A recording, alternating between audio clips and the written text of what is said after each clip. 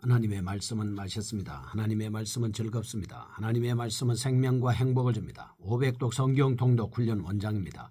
여수 살리는 교회 임기환 목사가 하나님의 말씀을 봉독하고 전하는 시간입니다. 함께 하시면 기적이 일어납니다. 알람을 설정하시고 들으시면 좋겠습니다. 본 방송은 유튜브에서 성경 통독 임기환 검색하시고 구독하시면 계속되는 하나님의 말씀 업데이트를 통해서 은혜 받으실 수 있습니다. 오늘은 욥기 32장을 봉독하고 말씀을 전하겠습니다. 욥기 32장. 욥이 자신을 의인으로 여김으로 그 세 사람이 말을 그치니 람종족 부수 사람 바라겔의 아들 엘리후가 화를 내니 그가 욥에게 화를 내면 욥이 하나님보다 자기가 의롭다 하며 또 세 친구에게 화를 내면 그들이 능히 대답하지 못하면서도 욥을 정죄함이라.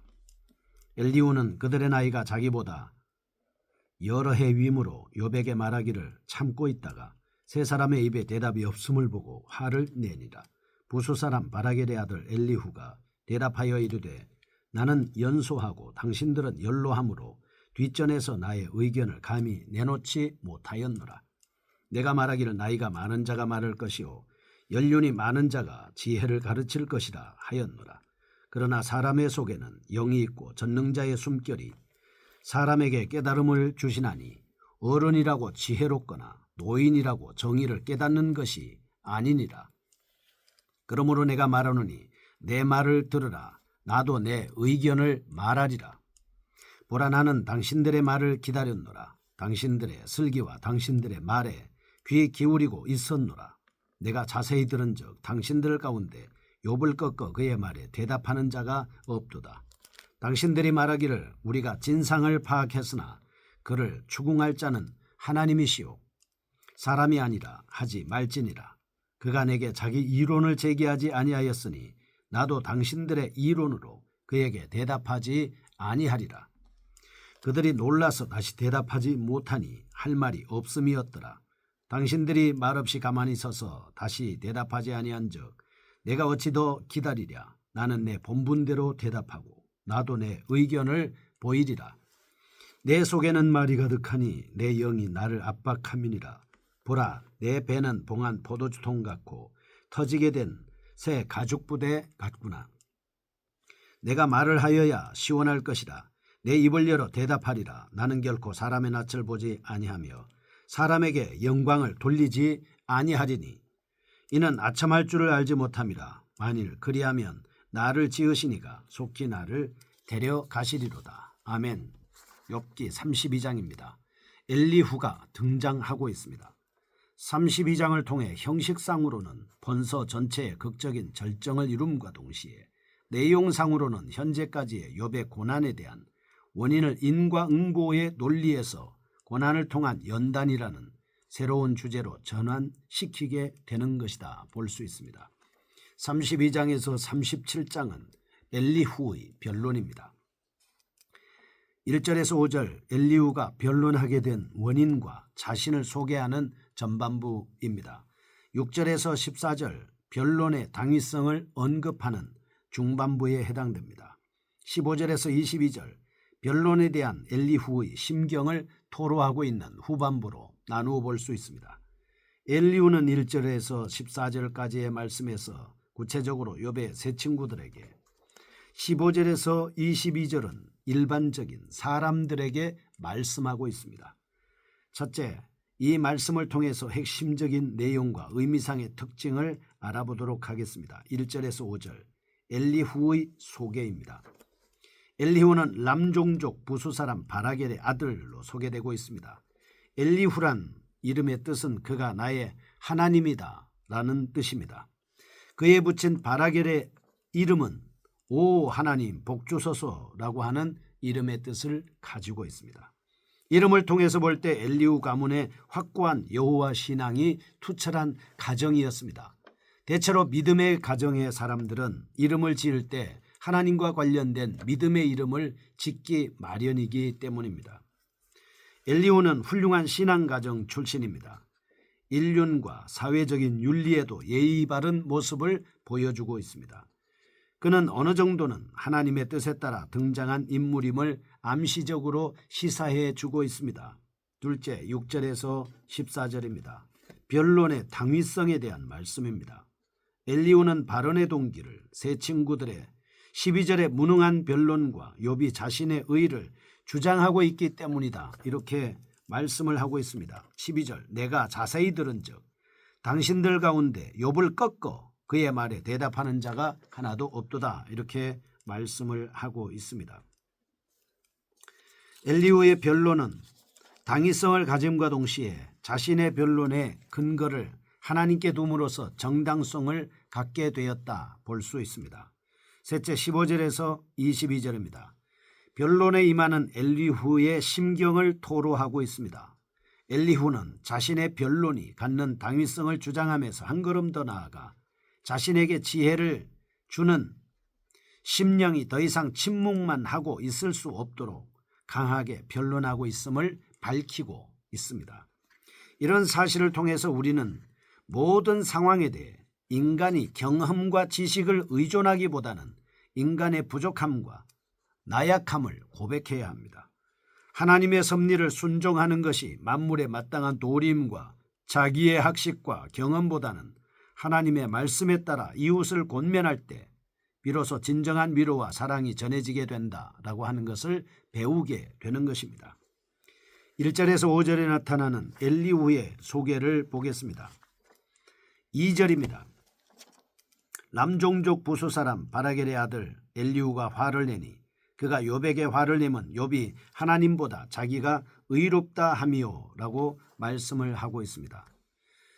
욥의 자기 의와 결백에 대한 지나친 주장입니다. 3절 또 세 친구에게 화를 내면 그들이 능히 대답하지 못하면서도 욥을 정죄함이라 말씀을 하고 있습니다.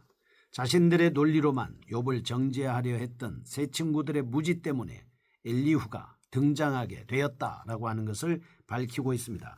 4절과 5절 엘리후는 그들의 나이가 자기보다 여러의 위므로 욥에게 말하기를 참고 있다가 세 사람의 입에 대답이 없음을 보고 화를 내니라 말씀했습니다. 그리고 이어서 지금까지 엘리후가 발언을 억제한 이유는 욥과 세 친구들이 자신보다 연장자였기 때문이다 라고 설명을 하고 있습니다. 2절, 3절, 5절에서 노를 바람 이런 일관된 감정 표출로 자신이 변론에 참가한 것은 욥과 친구들의 변론이 더 이상 참고 들을 수 있는 단계를 뛰어넘었기 때문이다 라고 말씀합니다. 엘리후는 자신의 연륜과 사회적 경험이 비교적 짧기에 침묵할 수밖에 없었습니다. 거룩한 하나님의 정의와 진리에 대한 뜨거운 확신이 더 이상 사회적 연륜에 의해 억제당할 수 없었기에 잘못된 변론에 대한 반론을 할 수밖에 없었음을 보여주고 있습니다.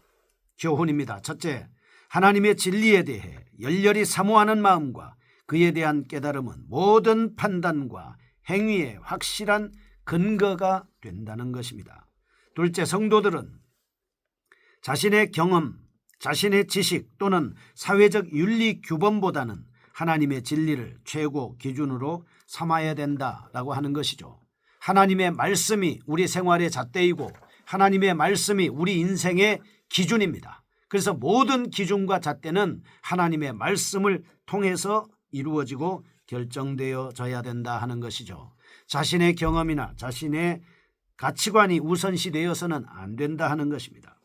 두 번째입니다. 6절에서 14절 변론의 당위성입니다.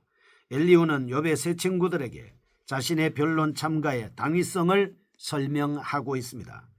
그런데 자신이 전개한 변론의 동기를 거룩한 분노에서 찾았던 엘리후는 그 정당성을 8절 지혜에서 찾고 있습니다. 그러나 사람의 속에는 영이 있고 전능자의 숨결이 사람에게 깨달음을 주시나니 라고 말씀을 하고 있습니다.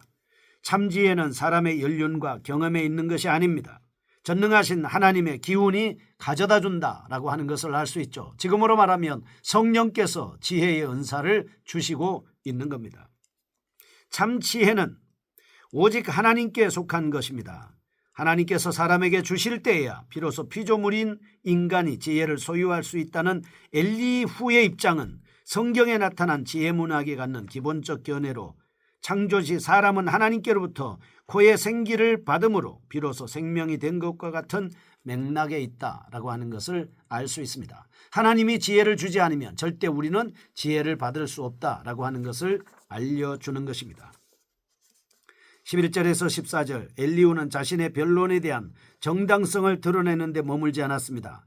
변론의 필요성을 강력하게 설명하고 있습니다. 12절입니다.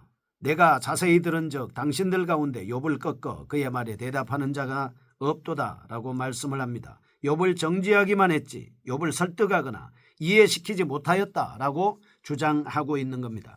욥의 고난의 의미를 찾는 본서의 주제 흐름은 세 친구들의 일관된 인과응보의 논리에서 하나님이 주시는 참 지혜로 전환되고 있다라고 하는 것을 보게 되는 겁니다. 인간의 경험과 지식을 바탕으로 한 인과응보의 논리에서부터 욥이 당하는 고난에는 하나님의 연단이라는 섭리가 있음을 밝히는 한 단계 높은 이해로 지금 전환되고 있는 것입니다. 그래서 욥의 고난에 대해 지금까지 진행되어 오던 인과응보의 논리는 마감되고 새로운 이해를 갖게 됐습니다. 이와 같은 사실을 통해 성도들은 자신의 신앙생활의 연륜과 경험을 과신하여 어떤 일을 자기의 생각대로 쉽게 처리하지 말고 언제나 하나님의 말씀에 귀를 기울여 순종하는 태도를 견지해야 함을 배울 수 있습니다. 신앙적 의견을 나눌 때에는 서로 받은 은혜가 다르기 때문에 의견의 차이가 있을 수 있습니다. 그러나 서로 자신의 주장만 고집할 뿐만 아니라 오직 하나님께서 주시는 지혜를 구하여 그리스도인으로서의 하나됨을 깨뜨려서는 안 될 것이다 라고 하는 것을 말씀해 주고 있습니다. 15절에서 22절입니다. 세 번째, 변론에 임하는 심정을 토로하고 있습니다. 15절에서 17절은 변론에 임하는 자신이 심정을 토로한 본달락은 변론을 해야만 하는 책임감을 언급하고 있습니다. 18절에서 20절, 터질 듯한 변론에 대한 열정을 기술하고 있습니다. 21절에서 22절 그리고 아첨하지 않고 진실만 밝히겠다는 선언을 하고 있습니다. 자세히 살펴보겠습니다. 첫째, 15절에서 17절 변론의 책임감입니다. 욥의 세 친구 엘리바스, 빌다, 소발은 욥의 오래된 친구들로 그들이 욥을 찾아온 동기는 단순히 조문하고 위로하기 위함이었습니다. 따라서 그들은 하나님께 지혜를 구하여 변론하지 않았습니다.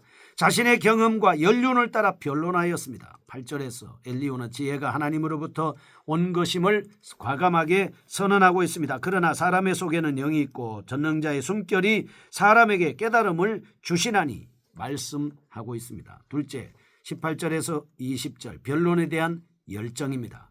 진리의 빛을 밝게 해야 한다는 그의 책임감 뒤에는 하나님의 진리와 섭리에 대한 뜨거운 열심과 사모함이 있음을 볼 수 있습니다. 책임감뿐만이 아닙니다.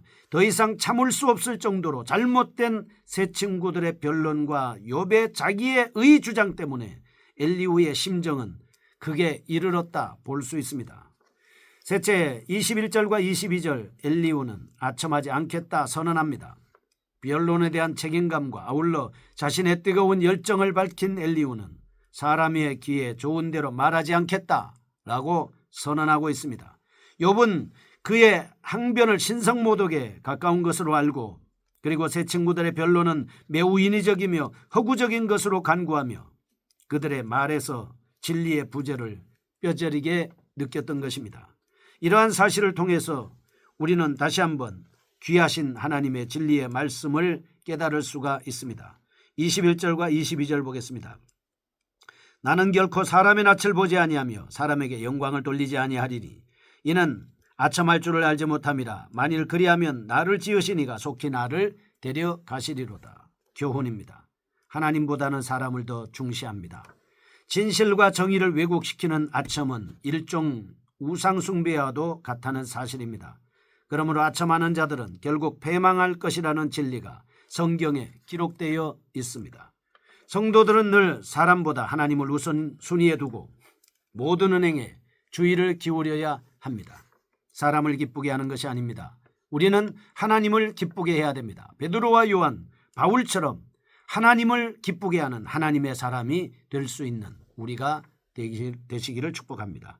거룩하신 하나님 아버지, 하나님의 백성으로서 하나님을 기쁘게 하는 사람들이 되게 하여 주옵소서. 예수님의 이름으로 기도합니다. 아멘. 여수 살리는 교회 임기환 목사였습니다. 지금 극동방송을 듣게 하세요. 기적이 일어납니다. 우리는 지금 생명을 전하고 있습니다.